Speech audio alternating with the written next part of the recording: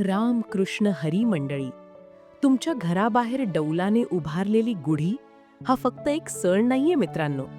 ही साक्ष आहे एका मोठ्या युद्धाची आणि एका अद्भुत महापराक्रमाची. जरा विचार करा, दरवर्षी आपण आनंदाने गुढी उभारतो, पण या गुढीवरचा तो तांब्या नेहमी उलटाच का ठेवला जातो? आणि एका साध्या कुंभाराच्या मुलाने निर्जीव मातीच्या सैन्यामध्ये प्राण कसे फुंकले असतील? आणि या मोठ्या युद्धाचा आपल्या दारातल्या या पवित्र गुढीशी नेमका संबंध तरी काय आहे? मंडळी, इथेच एक खूप मोठं रहस्य दडलं आहे. हा व्हिडिओ तुमच्यासाठी खूप प्रेमाने आणि मेहनतीने बनवला आहे, म्हणून आत्ताच एक लाईक करा आणि आपल्या पौराणिक मराठी चॅनलला नक्की सबस्क्राईब करा. शेवटपर्यंत नक्की ऐका, कारण शेवटी तुमच्यासाठी एक खूप सुंदर आणि महत्त्वाचा संदेश आहे. हे रहस्य आपण उलगडणारच आहोत. हे ऐकून तुम्ही नक्कीच थक्क व्हाल. पण हे सगळं घडण्याआधी अयोध्येच्या त्या पवित्र भूमीत नेमका कोणता चमत्कार झाला होता? आणि सृष्टीच्या सुरुवातीला असं काय घडलं होतं ज्याने आपला आजचा दिवस ठरवला? पण मंडळी, खरी गोष्ट इथून सुरू होते. काळ पुढे गेला आणि त्रेतायुग आलं. अयोध्येचे सर्वांचे लाडके प्रभू श्रीराम नियतीच्या एका कठीण वळणामुळे त्यांना 14 वर्षांचा वनवास भोगावा लागला. घनदाट जंगलात अनेक संकटे आली, पण धर्माचा सत्य मार्ग त्यांनी कधी सोडला नाही. तिकडे अयोध्येत प्रभू रामांच्या आठवणीत प्रत्येक जण डोळ्यांत प्राण आणून वाट पाहत होता. अखेर तो सुवर्ण दिन उजाडला. रावणावर विजय मिळवून असत्यावर सत्याचा महान विजय प्रस्थापित करून जेव्हा प्रभू श्रीराम माता सीता आणि लक्ष्मणांसह आपल्या प्रिय अयोध्येत परत आले, तो प्रसंग शब्दात सांगणे कठीण आहे. हा क्षण अगदी भावनिक होता मंडळी. जरा विचार करा, 14 वर्षांच्या मोठ्या विरहानंतर आपल्या लाडक्या रामाला पुन्हा पाहताना अयोध्येतील जनतेचं मन अगदी भरून आलं. माता कौसल्येच्या आणि प्रत्येक अयोध्येवासियाच्या डोळ्यांतून आनंदाश्रू वाहू लागले. संपूर्ण अयोध्या नगरी जणू एक नवीन जन्म घेत होती. त्यांना काय करावं हे कळेना. सर्वत्र भगवंताची कृपा जाणवत होती. त्या आनंदाच्या क्षणी प्रभू श्री रामांच्या स्वागतासाठी लोकांनी आपली संपूर्ण नगरी उजळून टाकली. घराघरात प्रेमाने आणि भक्तीने उंच पताका उभारल्या. सुंदर फुलांची, आंब्याच्या पानांची आणि दिव्यांची सजावट केली. संपूर्ण परिसर रामाच्या नावाने दुमदुमून गेला होता. आणि त्याच क्षणी तिथेच आपल्या विजयाच्या गुढीचा जन्म झाला. जय श्रीराम. पण मित्रांनो, ही कथा इथे संपत नाही.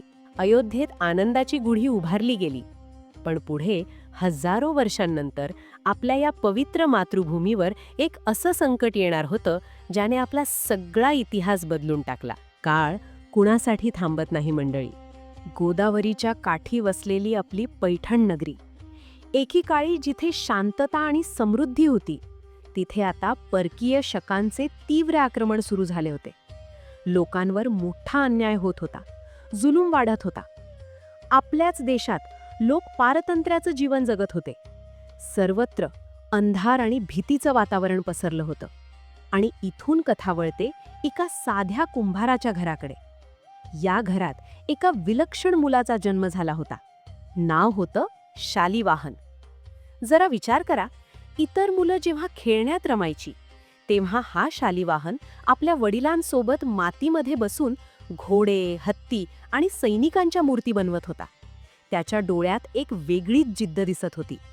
आपल्या लोकांवर होणारा अन्याय पाहून त्याचं मन अगदी व्याकुळ झालं होतं.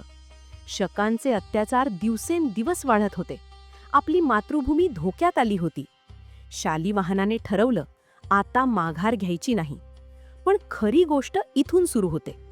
मित्रांनो, युद्ध करायचं तर सैन्य लागतं, शस्त्रास्त्र लागतात. आणि या साध्या कुंभाराच्या मुलाकडे एकही सैनिक नव्हता. तुम्हाला काय वाटतं? तो हरला असेल? त्याने घाबरून माघार घेतली असेल? पण तसं अजिबात झालं नाही मंडळी. त्याने रात्रंदिवस एक केला. हाताला फोड आले तरी त्याने माती मळणे सोडलं नाही.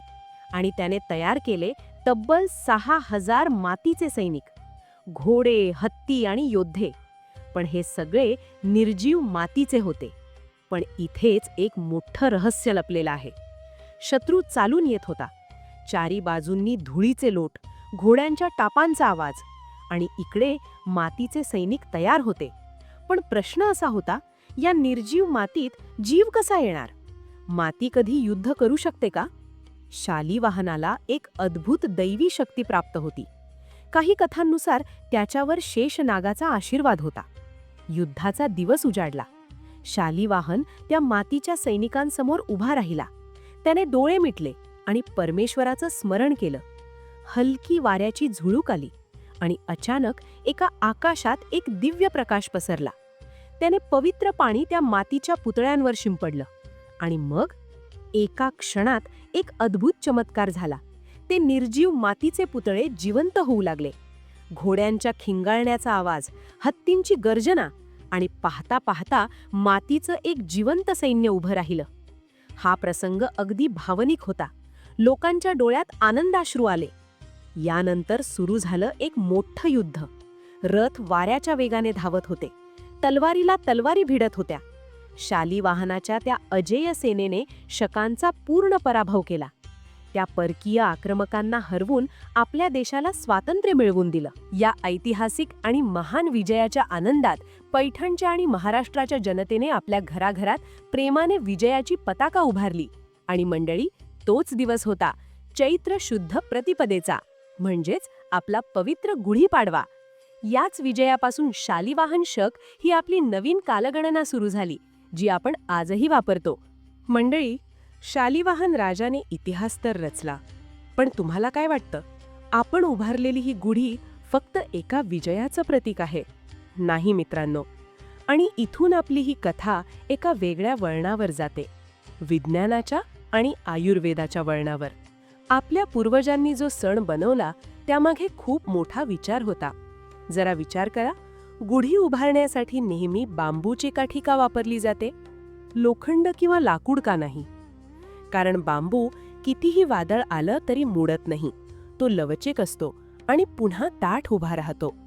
ही गुढी आपल्याला शिकवण देते की आयुष्यात कितीही संकटे आली तरी खंबीर उभं राहायला शिका. त्यावर बांधलेलं रेशमी वस्त्र हे आपल्या जीवनातील समृद्धीचं आणि वैभवाचं प्रतीक आहे. पण इथेच एक मोठं रहस्य दडलं आहे. सणाच्या दिवशी गोडधोड खाण्याऐवजी आपण गुढीला कडुनिंबाची पानं का बांधतो आणि त्यासोबत साखरेची गाठी का? आपण सगळे जाणतो, लिंबाची पानं कडू असतात आणि गाठी गोड.